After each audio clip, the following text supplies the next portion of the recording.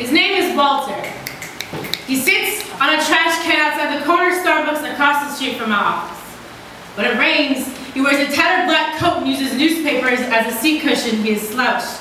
With yellow teeth set intervaled and brown gums, hospital bracelets accent his rugged shoes. He is afraid, familiar face amongst the suits, rubbed out graffiti on a K Street sidewalk, sometimes only the broken stop to appreciate.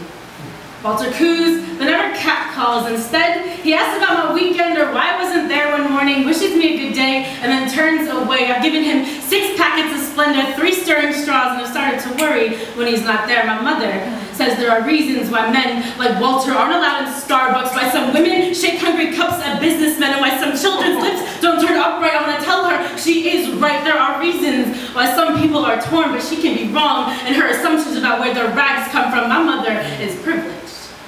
Maybe one day she'd have asked why Walter was in the hospital last Tuesday, but now she warns me about men with threadbare shoes. Y'all, homelessness never sounded so refined until I got to college. Social inequalities and health in the African diaspora, or social and cultural effects of colonization and racism. I sank my teeth into the meat of my people's problems without leaving my classroom seat, because without ever chewing on the heart of the issues that hold out empty hands, because no, that's too tough of a subject. Tell me, teacher, why some people are more vulnerable to certain illnesses. Can I get access to good health care and are stuck in a corkscrew of disadvantage and poor health? Tell me, professor, why I can't write a poem about struggle without feeling like I've done my people a disservice. These words tighten rope around my wrists and walk my feet out to the guillotine, because I am scared shitless to confess how I'm choking on the silver spoon suspended in my throat. I got a childhood of horseback riding lessons, family trips to Europe, and a grand piano in my pocket, and it takes all the strength I have not to hold out trembling palms and say, Walter,